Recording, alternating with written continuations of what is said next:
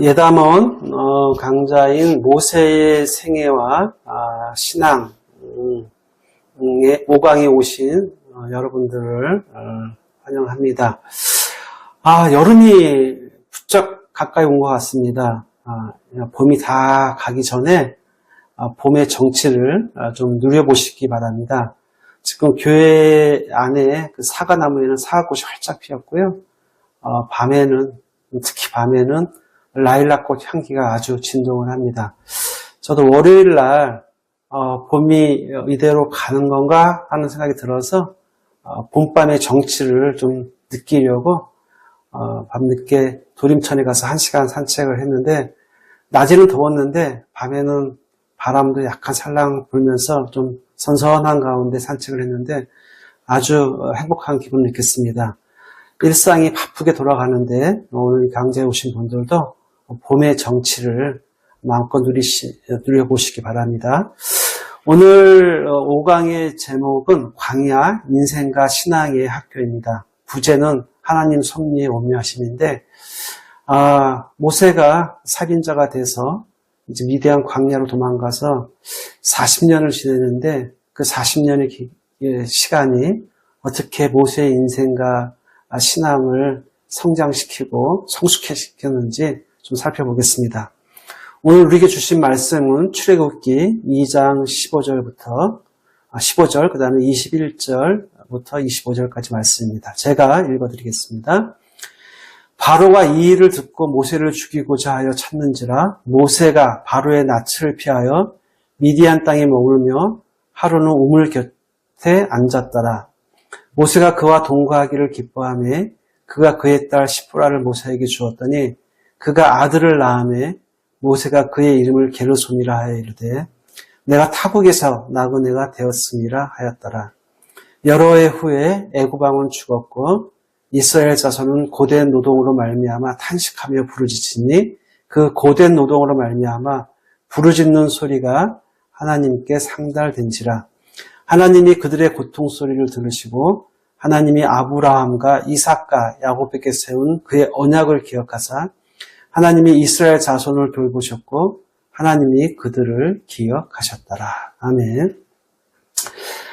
사실 성경에는 침묵하거나 본문 말씀을 보면 어떤 사건에 대해서 또는 어떤 일에 대해서 침묵하거나 생략하는 경우가 참 많습니다. 그래서 우리가 좀 상상력을 발휘할 필요가 있는데요.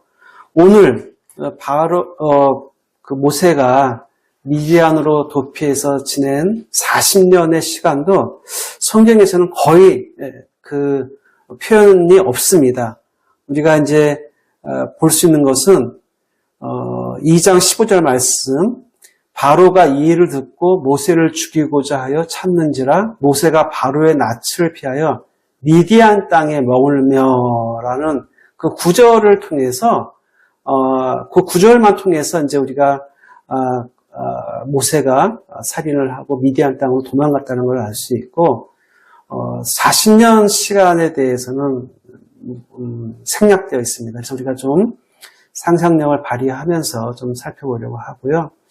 광야에서 모세가 어떻게 지냈을까에 대해서 좀 살펴보려고 합니다.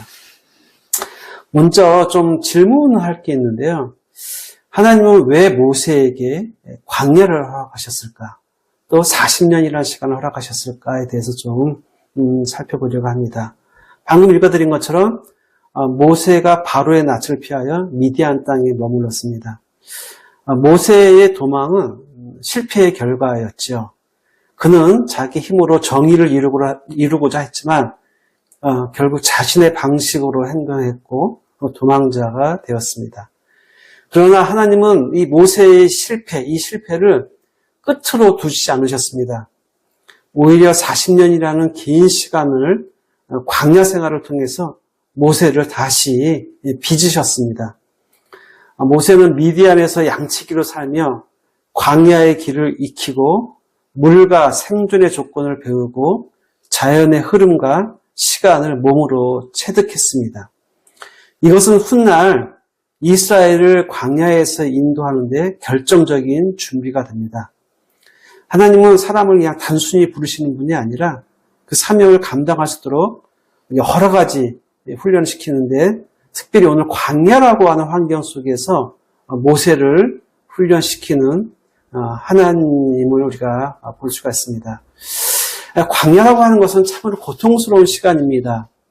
낙심의 시간이고 고독의 시간이고 절망의 시간이 될 수도 있지만, 하나님은 그 시간을 통해서 모세를 단련시키시는데, 우리의 인생도 한번 살펴보면 이런 광야 같은 시간들이 분명히 있었습니다. 그때 당시에는 낙심되고 힘들고 내가 왜 이렇게 살아야지 하는 여러 가지 복잡한 마음이 들었지만, 지나고 나서 우리가 되돌아보면 그 시간이 우리 인생의 신앙에 허튼 시간, 필요 없는 시간이 아니었다는 것을 고백하게 됩니다.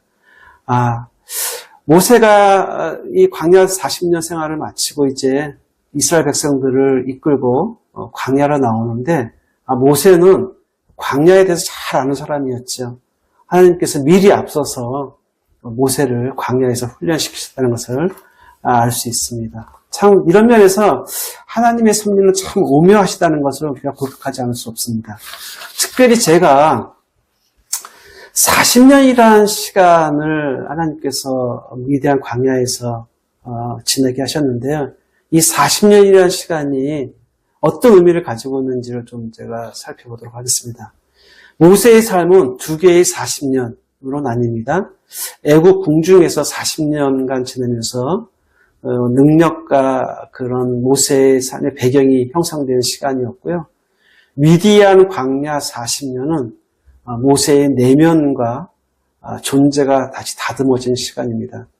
그리고 이제 그 후 이스라엘을 이끄는 광야 40년의 시간이 시작되죠. 이 구조는 우연이 아니라는 것을 우리가 좀 기억할 필요가 있습니다. 모세는 먼저 혼자 40년이라고 하는 시간을 살아낸 사람이었기에 나중에 백성과 함께 광야 생활 40년을 견딜 수 있는 사람이 되었습니다. 광야의 시간은 단순한 기다림이 아니라 시간의 무게를 배우는 시간, 하나님의 속도를 배우는 시간, 조급함이 깎이는 시간이었습니다. 하나님은 모세에게 사명을 맡기기 전에 그 사명의 그 길이, 시간의 길이를 먼저 살게 하셨다는 것을 우리가 알 수 있습니다. 아까도 말씀드렸지만 모세는 미디안에 살면서 광야에 대해서 아주 삿삿이 알고 경험하고 살아난 세대이었습니다.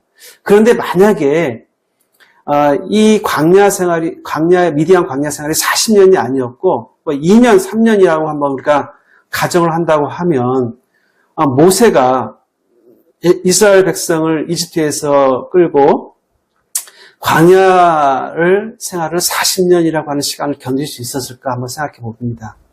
그러니까 두 가지 조건을 이미 하나님께서 모세를 훈련시켰다고 하는데, 광야라고 하는 조건과 40년이라고 하는 시간을 하나님께서는 미리 훈련시키신 겁니다.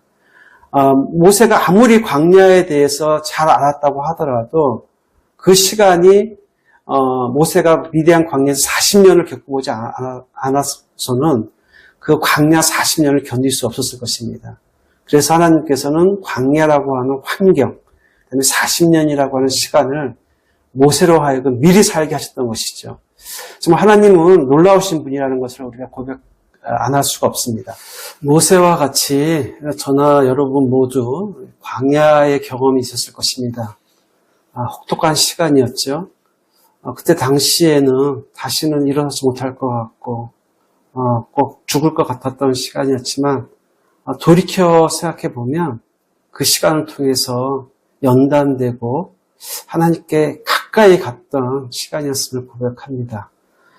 따라서 광야는 하나님이 나를 버리신 그런 환경, 그런 시간이 아니라 내가 스스로 뭘 하려고 했었고 내가 이 세상을 변화시킬 수가 있고 다 할 수 있을 것 같은 그런 시간이 아니라, 하나님께서 오로지 하나님이 내 인생의 주인이시고 나를 이끌어 가실 거라고 하는 그런 것들을 경험하는 시간이라고 고백합니다.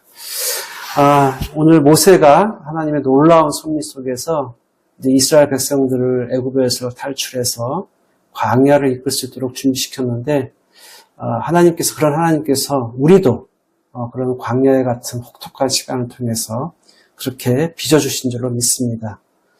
우리가 이제 인생을 살면서 앞으로도 여러 가지 일들이 있을 텐데 그럴 때마다 우리가 좌절하고 낙심하는 것이 아니라 나를 빚어가시는 하나님을 믿고 하나님께 더 가까이 가며 하나님께서 나를 어떻게 쓰실지 기대하며 그러한 시간들을 건너시기를 바랍니다. 오늘 모세의 미디안 광야 40년을 통해서 하나님께서 우리들에게 깨우쳐 주시는 것들을 기억하며 지나간 인생 또 앞으로 다가올 인생들을 살펴보시는 저와 여러분이 되기를 바랍니다. 기도하겠습니다. 신실하신 하나님, 광야에 같은 시간 속에서도 하나님께서 일하고 계심을 믿습니다. 보이지 않는 시간 속에서도 우리를 준비시키시고 계심을 하나님 또 신뢰합니다. 모세를 40년 동안 빚으신 것처럼 저희도 인생의 광야를 통과할 때 저희들도 하나님의 사람으로 빚어주시고 하나님 인생의 어려운 시간, 광야 같은 그런 시간 속에서 좌절하고 낙심하는 것이 아니라 하나님께서 나를 어떻게 써나가실지, 나를 어떻게 빚어나가실지 기대하며 그 시간들을 잘 이겨낼 수 있게 주님 도와주시소서. 오늘 예담은 강좌를 통해서 하나님의 놀라운 섭리와 하나님의 놀라운 계획을 깨닫게 하시니 감사드립니다. 우리가 이런 하나님의 놀라운 섭리 속에서 하나님의 계획 속에서 저희가 살아갈 수 있도록 주님 도와주시소서. 감사드리며 예수님의 이름으로 기도드립니다. 아멘.